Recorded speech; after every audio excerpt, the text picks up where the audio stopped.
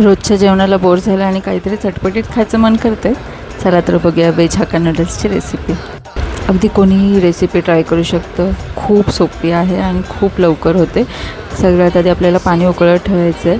तर मी साधारण 2 ते 3 ग्लास पाणी उकळत ठेवलं. त्याच्यामध्ये मीठ टाकून घेते आणि थोडंसं तेल टाकून घ्यायचं आहे, त्यामुळे आपले नूडल्स खूप सुट्टे सुट्टे आणि मोकळे होतील. यामध्ये कोबी, शिमला मिरची, गाजर आणि कांद्याची पात ॲड करते. ह्या बेसिक भाज्या आहेत. तुम्हाला जर नको असतील तर तुम्ही स्किपही करू शकता. तर मी सगळ्या भाज्या आता स्वच्छ धुवून घेऊन कापून घेते. दुसरीकडे जे आपण पाणी बॉईल करायला ठेवलं होतं त्याचं पाणी चांगल्या प्रकारे उकळलं गेलं आहे. तर त्याच्यामध्ये आपण वेज हक्का नूडल्स टाकून घ्यायचे आहे आणि त्याला चांगलं शिजवून घ्यायचं आहे. जास्त पण नाही, थोडं अर्धवट शिजले तरी चालतील, कारण की नंतर आपण मिक्स करताना शिजवायचं आहे त्याला. तर अशा प्रकारे मी बारीक बारीक ह्या भाज्या सगळ्या चिरून घेते. तुम्हालाही जशा आवडतील तशा तुम्ही त्याच्यामध्ये ॲड करू शकता. जास्त भाज्या टाकल्याने नूडल्स हेल्दी होतात असं समजायचं स्वतःलाच, आणि जास्त भाज्या टाकायच्या बरं का.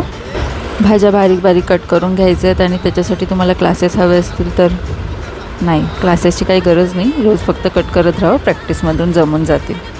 आता आपण हे ऑलमोस्ट 90% शिजलेले नूडल्स गाळून घ्यायचे. सगळं पाणी गाळून घेतल्यानंतर एका कढईमध्ये तेल घ्यायचं, त्याच्यामध्ये आपल्या सर्व भाज्या टाकायच्या. सगळ्यात आधी मी कांदा परतून घेते. कांदा लालसर भाजून झाल्यानंतर मी सगळ्या भाज्या स्वच्छ धुवून घेऊन त्यामध्ये ॲड करते आणि ह्याला परतवून घ्यायचं आहे. आपल्याला चांगले भाज्या परतून झाल्यानंतरच यामध्ये मसाले टाकायचे. तर पहिला मी रेड चिली सॉस टाकते, नंतर ग्रीन चिली सॉस, त्याच्यानंतर मी डार्क सोया सॉस टाकते. तर प्रमाण तुम्ही तुमच्या नुसार करू शकता. साधारण 2 ते 3 चमच्याच्या आसपास याच्यामध्ये लागतात हे मसाले. त्याच्यानंतर हा माझ्याकडे हक्का नूडल्सचा मसाला आहे, तर मी साधारण अर्धं पॅकेट ह्याच्यामध्ये टाकते.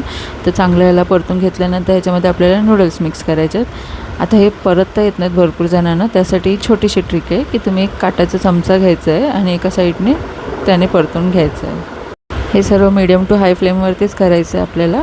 आणि ते परतून झाल्यानंतर आपण टॉपिंगसाठी वरती कांद्याची पात टाकतो आहे आणि अशा प्रकारे आपले नूडल्स तयार आहेत बरं का. अगदी बॅचलर्स ही रेसिपी करू शकतात, इतकी सोपी आहे. तुम्ही नक्की ट्राय करा आणि मला कमेंट्समध्ये तुमचे रिव्ह्यू कळवा. व्हिडिओ आवडला असेल तर नक्की शेअर करा, चॅनलला सबस्क्राईब करा आणि व्हिडिओला लाईक करा. भेटूया पुन्हा अशा सोप्या आणि नवीन रेसिपी बघायला विसरू नका. सुवर्णच खाऊ कटा. धन्यवाद.